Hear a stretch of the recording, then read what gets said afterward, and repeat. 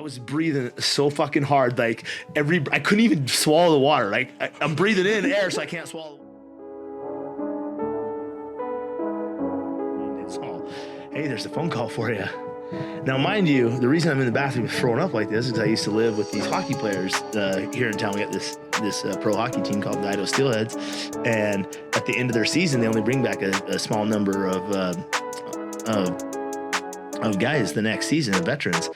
And so they kind of have this, big two-week hoorah. So I go on the 2-week hoorah, having the time of our life. One of the guys we live with, he got called up to the next level because the playoffs were still going. And he comes back at the end of the hoorah. And he's like, I want a hoorah. And I was like, you know what? I'm going to do this for you. I'm going to take one for the team. I'm going to go on a two-week hoorah for you. So I went on literally 30 fucking days of nonstop drinking, smashing ass, fucking not sleeping, having the time of my fucking life, trying to hold down a fucking job and fucking barely hold my life together. No training whatsoever. Not even thinking about a fight, right? Not even thinking about a fight. Fast forward to me throwing up in the bathroom. I get this phone handed to me, and it's this guy named Taylor Irving, fucking promoter here in town for the local fights. And he's like, hey, I got this perfect fight for you. I'm like, that sounds great, if I could talk about this later. No, he's real insistent. He wouldn't tell me about it right now. He's like, he's a real tall guy, he's lanky, striker, kickboxer. And I'm built like a fucking tuna can, I'm a 4x4, and I'm a wrestler. I like to take it to the ground. So that means something in the fight game in, the early stages of your career. It's still pretty one-sided, but so, he sells me on like, oh, this sounds like a good opponent for me. Like, easy W, right? Easy dubs. Yeah, wins the fight. He's like, fights tonight. I'm all, tonight? Like, tonight. He's like, yeah, I had somebody drop out. Somebody didn't show up for the fight. I need you, Clay. I'm like, no, there's no fucking way. There's no way, dude. I've been drinking for 30 days straight. I have not slept in fucking like at least 72 hours that I can remember. That was outside of drug and alcohol, deuce and coma, And so he's like, no, this is good. This is a good opportunity for you. It's a guaranteed win. It's a tall, skinny striker. You're gonna take him down. Be easy win. I'll give you $200. At that point in my career, $200 for the fight. Goddamn, I hit the big time, right? I hit the big time. And so at the end of work, I go home. There's the steelhead that I've been partying with the last 2 weeks. His name is Brian Randall. He kind of reminded me of Woody off of Cheers. That's a pretty old reference. But anyway, he's kind of a goofball, And I tell him about the fight, and he's all, hey, can I be your corner man? Well, yeah, you done a bunch of cornerman, and obviously, no, this will be my first time. And you know what? It doesn't even matter, because this dude's a striker. I'm a fucking badass fucking wrestler, grappler. I'm gonna end his ass quick. Sure, you can be my cornerman. So we go to the fight. We show up to the fight. No formal weigh-ins whatsoever. There's no fucking, I've got a pair of shorts, not even a jockey strap in my fucking possession. Got a pair of shorts. Didn't have time to fucking do. I went and got a mouth guard, but I didn't boil it. Just went and put it in my mouth. Didn't like the feel of that. So I got nothing, right? And there's nobody checking. So I go to the front door, and they're like, all right, hey, all kickboxing matches, report back there to have your hands taped. And I was like, I'm a ground guy, it wasn't like common practice to like tape up people.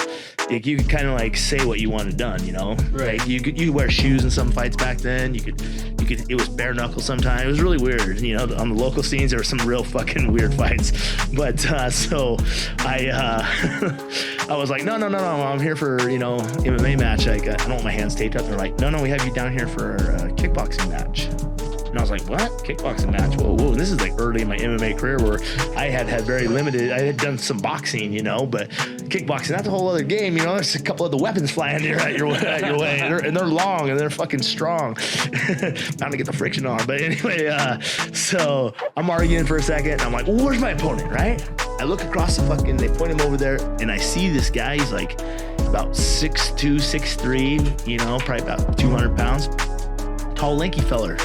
Kind of looked like George Costanza, but who was in shape. But George Costanza didn't really scare me, Right. He's this guy was fucking balding, like judging the book by this fucking goddamn fucking cover. I will fight this man. right? I will fight this man right now. I need that $200. God damn it. And so I go in the back and, you know, pep talking it up and everything. Fucking next thing you know, intro fucking song comes out. I'm in the ring and I'm like, fuck, dude, it's hot.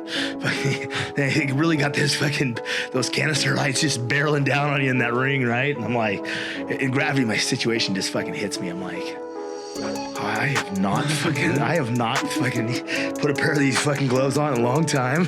I don't have any headgear on. I have no fucking protective mouth guard or fucking thing for my twig and berries, like nothing, right? And this guy's over there fucking warming up like Jean-Claude Van Damme. Just like fucking snap kicks and fucking reverse fucking roundhouses. Very flexible man for a fucking 6 foot fucking 200 pounder. And I'm like, shit. The bell rings. I unleash the fury. I come fucking bounding across this fucking ring like a jungle cat. I attack this dude, and I just for a fucking hot second, I thought I was gonna win. I was just way stronger than him. I had low center of gravity, I had leverage. I slam up and I punch hard, and I'm just, you know, fucking going Mike Tyson fucking knockout, fucking bam, bam, bam. And about 30 seconds later, I'm completely gassed out. I mean, the adjective completely does not describe how gassed out I was. I was like, I can't even lift my arms up. So I kind of started, these are 3-minute rounds. I start wandering around the ring like fucking like a lost kid, fucking circus, you know, just went for some fucking cotton candy. And I'm just taking shot after shot after fucking very fucking accurate shot. Bell rings, I go into my corner. He's over on the other side of the corner. He's got a fucking bucket. He's got fucking water. He's got a little fucking stool to sit on. I walk in the corner, my corner man, Brian Randall, he's fucking drunker than a fucking fiddler's bitch, just yelling and screaming at the crowd, talking shit, starting his own fights. And I'm like, hey, bro, we only got 1 minute here, right? Like, I need some provisions. And he's like, oh, we ain't got nothing. Oh, fuck. We ain't got a basket. We ain't got a fucking stool. And most importantly, I'm not even joking, I had no fucking water. And I'm like, dude, what the fuck? So the bell rings, back out into the jungle I go. Another fucking, like, you know, leash of fury from Clay.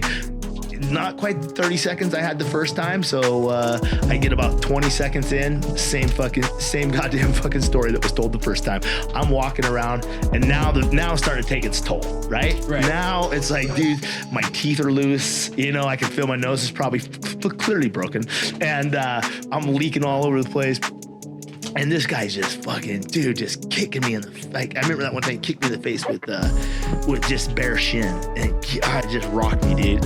And I don't know if anybody's been in like these similar like fight situations. Like your default setting in your like subconscious usually is like it's fight or flight. And if you're losing the fight, you want to flight, you know. So I'm like just thinking every way of like laying down, like getting out of the scenario. I'm just like just pure gutting it out at this point, right? The bell fucking rings.